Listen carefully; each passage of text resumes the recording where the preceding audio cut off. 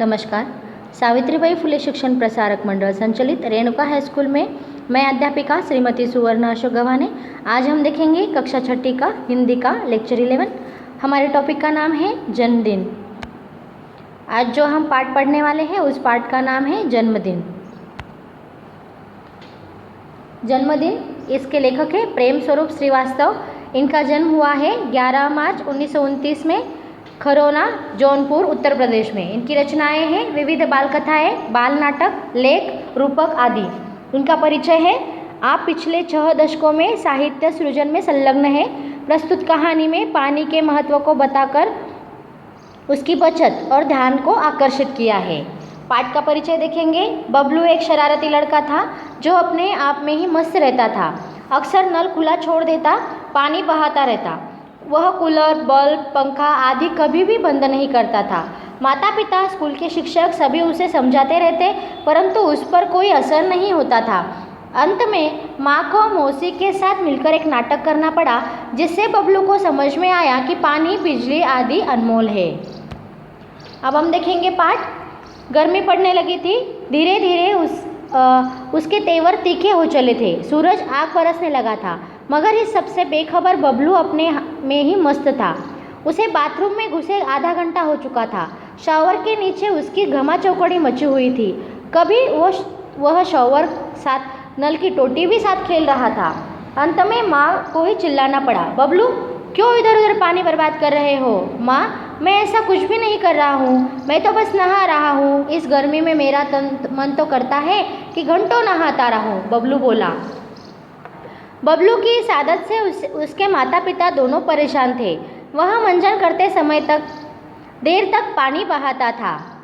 देखो इस चित्र में हमें दिख रहा है कि वह कैसे पानी बहाता है और यहाँ बल्ब भी खुला छोड़ देता है। स्कूल में भी उसे अपने इस आदत के कारण डांट खानी पड़ती। वह वहाँ के नल की टोटी भी अक्सर खुला छोड़ देता।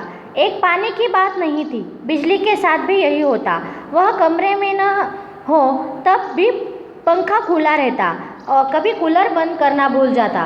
कभी वह पढ़ते पढ़ते सो जाता। देखो यहाँ दिख रहा है कि पढ़ते पढ़ते वह सो गया है। तब भी बल्ब जलता रहता, माँ को ही बुझाना पड़ता। पानी हो या बिजली यानी कि ऊर्जा, दोनों का भंडार सीमित है।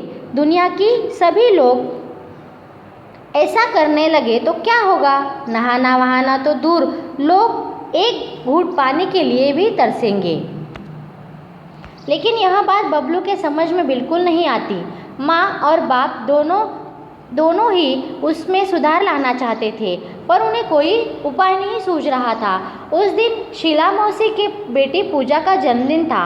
उन्होंने सबको खाने पर बुलाया था। शाम को सब उनके यहाँ पहुँचे। तब बबलू को वहाँ पसरा सन्नाटा देख बड़ा आश्चर्य हुआ। मेज पर भोजन लगा हुआ था। गुब्बारे और रंगीन झालर भी सजे हुए थे।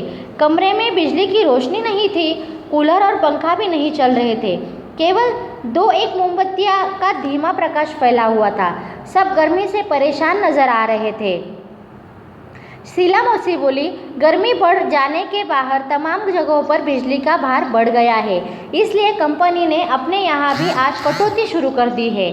आज कॉलोनी के ब्लॉक में कटौती है, फिर बारी बारी दूसरे ब्लॉक में कटौती करेंगे। इससे क्या, हम पूजा का जन्मदिन तो हंसी खुशी से मनाएंगे।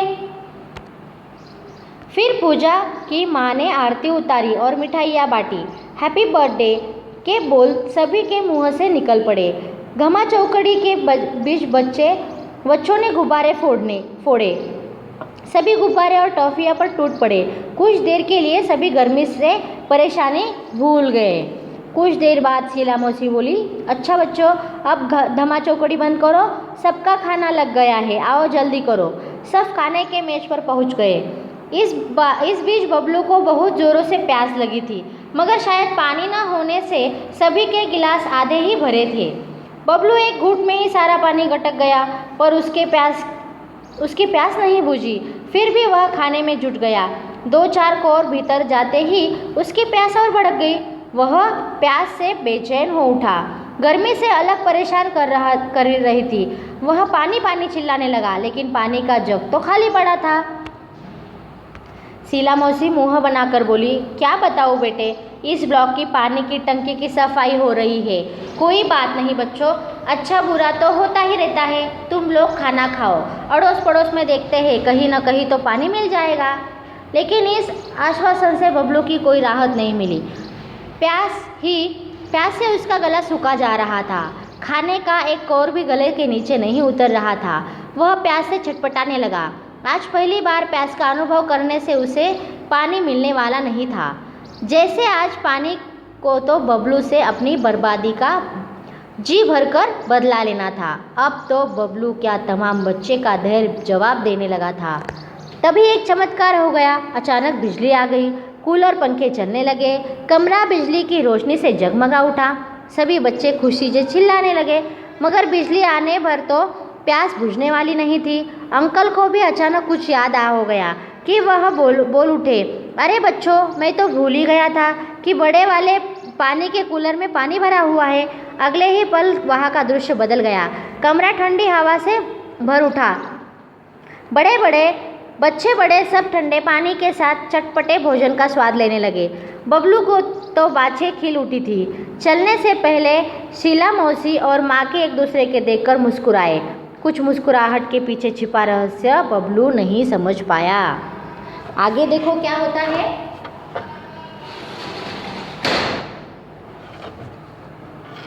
घर पहुंचने पर माँ को बबलू किसी की सोच में डूबा पड़ा था। बबलू कुछ नहीं बोला। शीला मौसी के यहाँ जो घटना हुई वह अब भी उसकी आंखों के आगे घूम रही थी। अपने आंगन की गौरैया की प्यास से खुली चोंच, देखो गौरैया जो थी उसकी प्यास से खुली चोंच, बाहर सड़क की नाली में जीभ निकालता हाँफता हुआ टॉमी, शीला मौसी के यहाँ से सूखता उसका गला, पंखा, कूलर, जरा देर के बाद बंद रहने पर पसीना, बहुत कुछ नहीं, अब वह ऐसा कुछ भी नहीं करेगा। माँ, कल मुझे अपनी आंगन में किसी बर्तन में पानी भरकर रखना है। माँ हंसकर बोली, तेरे कारण पानी बर्बाद होने से बचे तो रखने ना। माँ, अब पानी की एक बूंद भी बर्बाद नहीं होगी, बबलू आत्मविश्वास से भरकर बोला। मगर बबलू कभी यह नहीं जान पाया कि शीला मौसी के यहाँ जन्मदिन के पार्टी में जो कुछ हुआ था वह एक नाटक मात्र था। उसे अब सबक के लिए माँ ने चलने से पहले शीला मौसी को फ़ोन पर बबलू की इस आदत के बारे में बता दिया था। शीला मौसी ने भी कुछ करने का भरोसा दिया था। उन्होंने यही नाटक किया जो कि पूरी तरह कामयाब रहा। अब तो बबलू खुद भी अपने दोस्तों को समझाता है कि पानी और बिजली अनमोल है, इन्हें भविष्य के लिए बचा कर रखो। शब्दार्थ देखेंगे। बेखबर, अनजान, भंडार, खजाना, तमाम, सभी, आश्वासन, सांत्वना, भरोसा, विश्वास, बर्बाद, नाश, पसरा, फैला हुआ, कटौती, काटना, राहत, चैन, कामयाब, सफल, अक्सर, प्राय, सन्नाटा, गहन शांति, गटकना, निगलना, छटपटाना, व्याकुल होना। मुहावरे देखेंगे। धमा चौकड़ी मचाना, धूम मचाना, भड़क उठना और बढ़ जाना, तेवर तीखे होना, गुस्सा होना, बाछे खिलना, प्रसन्न होना। समानार्थी शब्द देखेंगे। सूरज, रवि, हवा, वायु, प्रकाश, रोशनी, आग, अग्नि, माँ, माता, बेटा, पुत्र, पानी, जल, दुनिया, संसार, मुँह, मुख। शब्दों का बहुवचन रूप देखेंगे। आँख, आँखें, कमरा, कमरे, घटना, घटनाएं, नाली, नालियाँ, आदत, आदतें, बूंद, बूंदे, गुब्बारा, गुब्बारे, टंकी, टंकियाँ, मोमबत्ती, मोमबत्तियाँ।